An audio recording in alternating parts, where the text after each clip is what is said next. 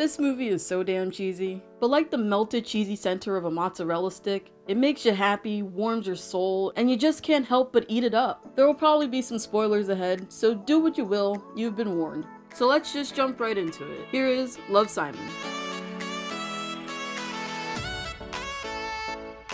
This is Simon, and he has one huge secret. Can you guess what it is? Nobody knows I'm gay.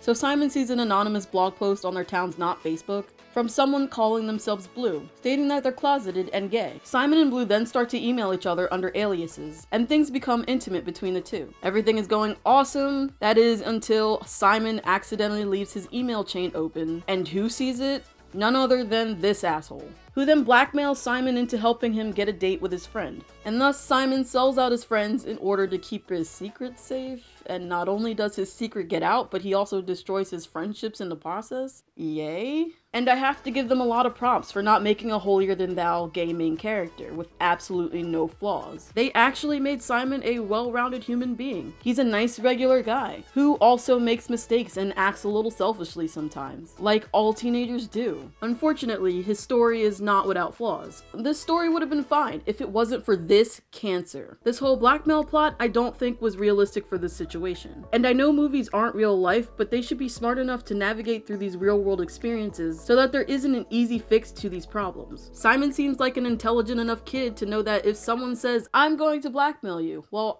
that's a crime, so I'm just gonna call the police and roll credits, end of movie. Not only was it contrived drama, but as soon as this character was introduced, I knew that Simon wasn't going to come out on his own, and that he would be forced to come out either by being squeezed until he had no choice, or that this piece of trash would leak his emails. And guess what? Sai, look at your computer.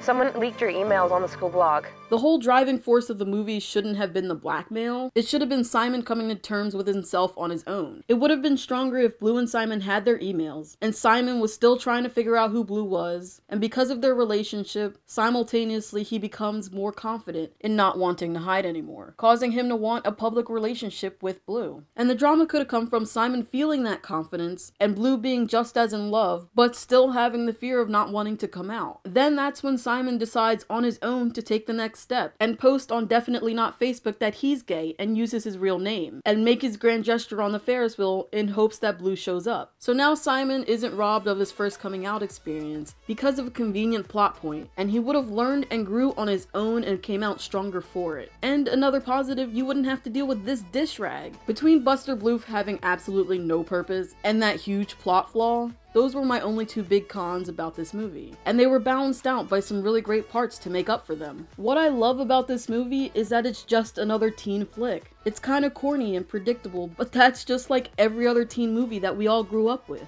Do you really think we loved High School Musical for its deep, thought-provoking plot lines? No, we loved it because it was light, colorful, and had really awesome music.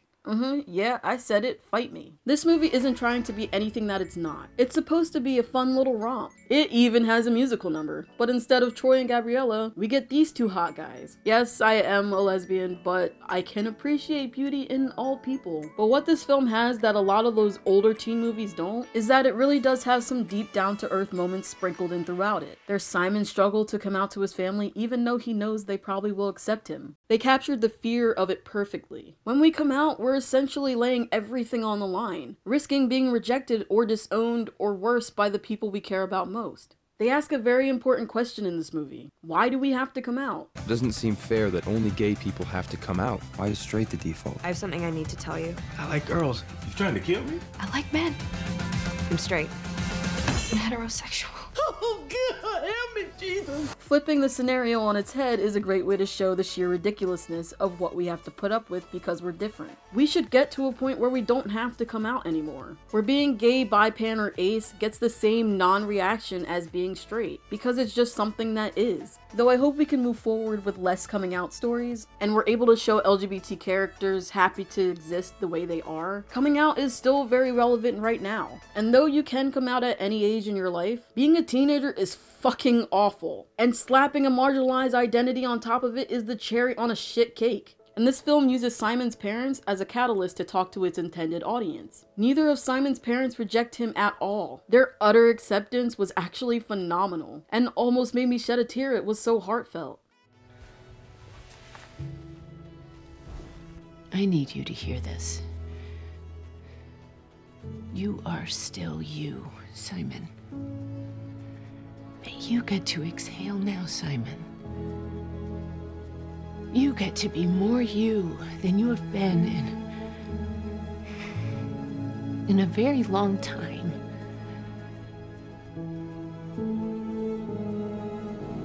I just want you to know that I love you. I wouldn't change anything about you.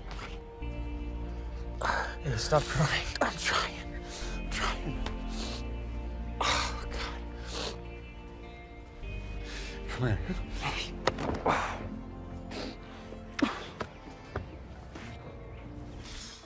The things his parents come to say is what the LGBT teens going to see this movie need to hear. It's going to be okay. That you're fine just the way you are. And whether it's your family, or your friends, or your community, or even online, there are people out there that support you. You just gotta find us. And how fucking cool is that, to see that in a mainstream movie? And because of this, I totally recommend it. That's it for this review. Thank you so much for watching. Rebecca Lanning is the winner of our NBC Rise giveaway and will receive the $10 gift card. Just shoot me an email with your information at PrideBrary@gmail.com so we can send that over to you. Another round of our giveaway is starting right now. All you have to do to enter is to leave a comment below on this video and be a subscriber.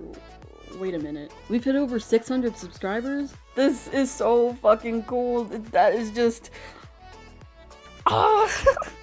This is why I usually use a script, because I can't talk and function like a normal human being, but I really wanted to speak from the heart for this one, and I am just so overjoyed that you guys are enjoying these videos. Like, I went to school for this stuff, you know, filming, television, editing, all that kind of stuff, and I am so glad that it's allowing me to have a voice and to be able to connect with the communities that I'm a part of. And your comments are just so amazing. I mean, you do get the homophobes a lot of the times, but for the most part, like, the feedback has just been so helpful. And I've gotten, you know, some thank yous, but I know, like, thank you guys. Without you, there would be no channel.